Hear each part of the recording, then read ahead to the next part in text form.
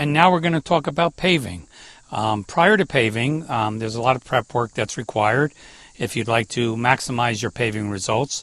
What we traditionally do is we're out on Baptist Church Road right now, and I think this will give you a good idea because we're prepared to pave this road in the next few days. We've been out cutting back the road. What do we mean by that? We mean that as years go by, and this road hasn't been paved probably in 25, 30 years, we call it encroachment. The grass and the dirt comes out to the edge of the road. What we do is we come out with a loader, we scrape the edge of the road, we put it into a dump truck so as not to leave it on the side of the road. On this particular road, which is 1.5 miles long, we had about 12 dump trucks full of soil we were able to take out. And if you look at this, you can see that we basically picked up about 2 feet of road surface here and about 1.5 feet on the other side, which 3.5 foot in a 22-foot wide road is a 15% increase in the width of the road, which makes it safer. And 2 cars or a car and a truck passing in opposite directions, less chance of an accident. In addition to that, we send out our mowers to cut the grass back so we know where we're working. After we send the big loader out to scrape back, we send out a small bobcat to do the finish work, and we have to do the trees. We send our tree crew out to cut the canopy back on the trees so that when the paver's coming up and the dump trucks are coming up, we don't have an issue with branches and trees, tree debris falling into a newly paved road. So this is a very, very important part of what we do, and this is something I think most people don't realize, is that we do come out here and we do everything in our power to make the roads safer, even though we end up spending 15% more money because we budget X amount of dollars. We come out and we look at a road and we open it up 3 feet, and now that budgeting figure goes up by 15%. But it's my belief that whatever we do at Yorktown Highway, we do right, as best as I can see it. We are currently on Illington Road on the southern end of town. This road is 6,344 feet long and 24 feet wide. You might wonder why that's important. When we're budgeting, there are a number of factors. One is the amount of asphalt, and that's determined by the length and the width of the road, as well as the cost of the asphalt. We happen to have a very good contract right now. We're in the 4th year of renewals, and we are paying about $20 a ton laid in place, which is put down by another company, less than any other municipalities in Westchester County. This is the culmination of a massive investment in infrastructure, which has never been accomplished on the southern end of town. Last year, Spring Valley Road, Journey's End, Grants Lane, Blinn Road, about 7 miles of roads. As I said, this is 6,344 miles, which is about feet, which is about 1.25 miles. And right now we are right on budget with respect to this road. We're going to come up on the paving crew, and what the way it works with respect to paving is most municipalities in Westchester do not pave their own roads. They go out to bid, and they have a company come in and pave their roads. We provide traffic control, which saves us money, as well as we have quality control people out here. Our asphalt foreman, Ted Devlin, is present and making sure that we're getting what we're paying for, as well as not getting more or less than we're paying for. I mean, we budget an X amount of dollars, and unfortunately, due to the fluctuations in the asphalt index, we can plan on doing 10 miles of road, and if the price of asphalt goes up in a given month, because it fluctuates monthly, we can end up doing 8 miles of road. So that's always a bit of a problem, and that's one of the reasons I don't like to prematurely advertise the roads that we are intending on getting done, because oftentimes we're not able to get everything done in a year that we would like to get done. I'm Ted Devlin. I'm out here on Illington Road. Right now we're paving it, and there's a truck backing up. He's going to dump into the hopper, and we're going to continue paving down this road.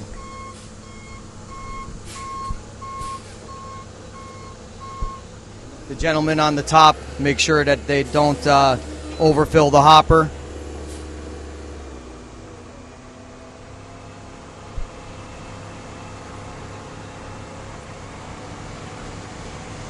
The temperature of the blacktop is about 325 degrees.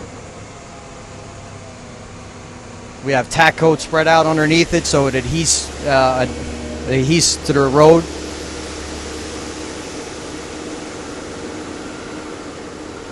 Right now he's pulling the blacktop back into the screed, which spreads it at the proper thickness.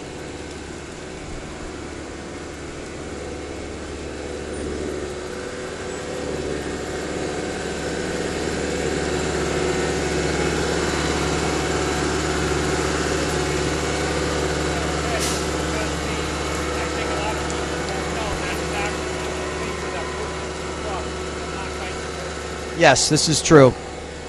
The truck driver holds his foot lightly on the brakes while the paving machine pushes him along.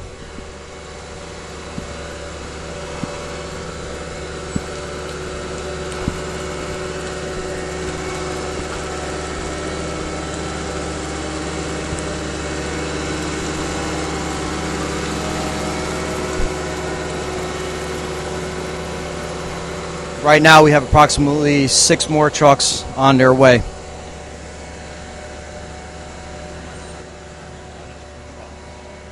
There's about 23 tons per truck.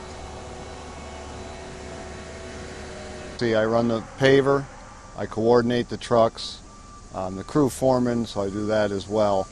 The machine is my primary function once we're here. The setup is done beforehand. Once we're here, then I run the machine, keep track of the trucks.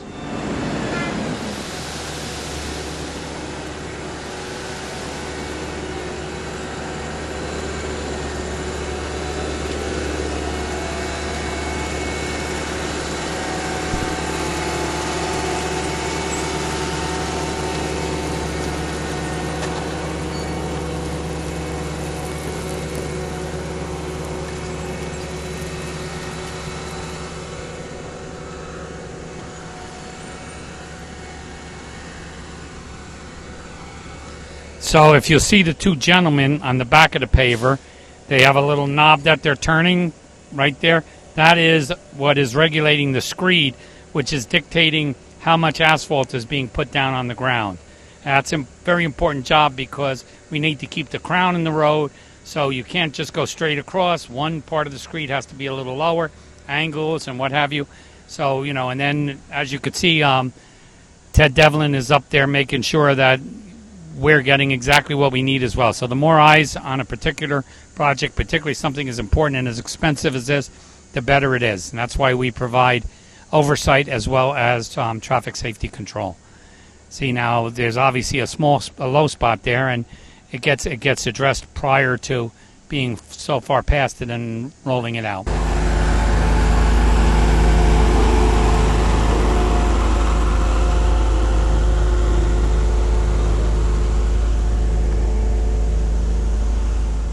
Well, we're out here on Gomer Street looking at a different type of paving.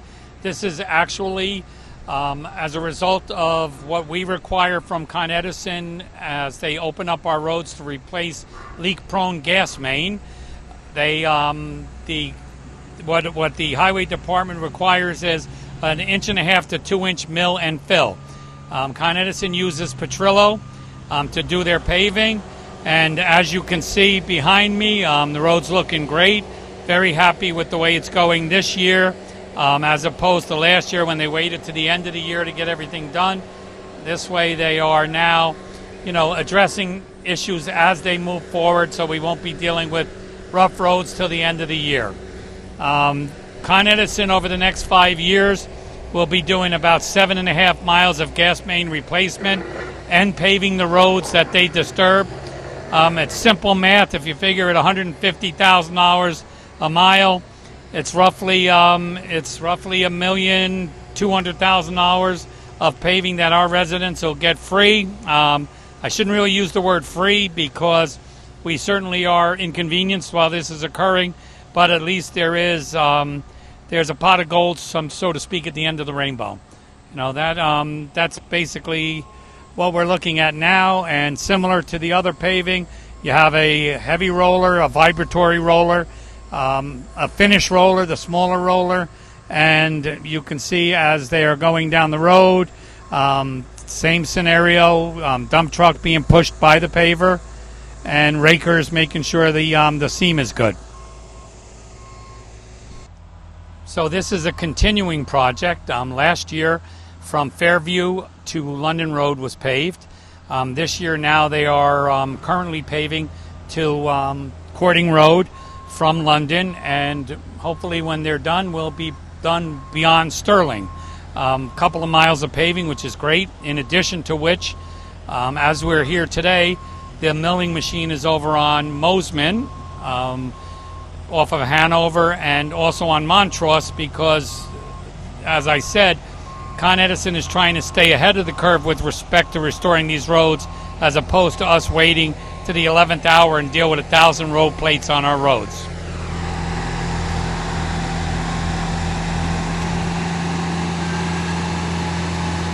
As you can see, this was the road prior to any work being done out here, with the exception of the plates, of course.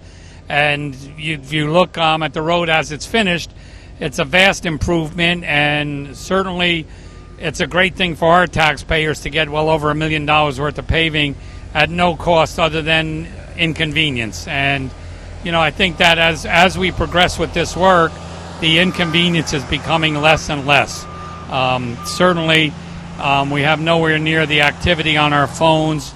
This particular contractor that is working for Con Edison now has been very responsive to our residents and any requests that we may have of them, to the point where, as I said, they are now paving, you know, about a third of the area of disturbance, rather than wait to the end of the year and get everything done in a similar scenario to what we had last year, where we had, you know, at any given point 50 road plates on our road, people not being able to sleep. So this is something certainly that we feel, you know, we've been working very well with Con Edison on and getting this done, and we're very grateful that they are doing this piecemeal as they are, rather than waiting until the end of the year.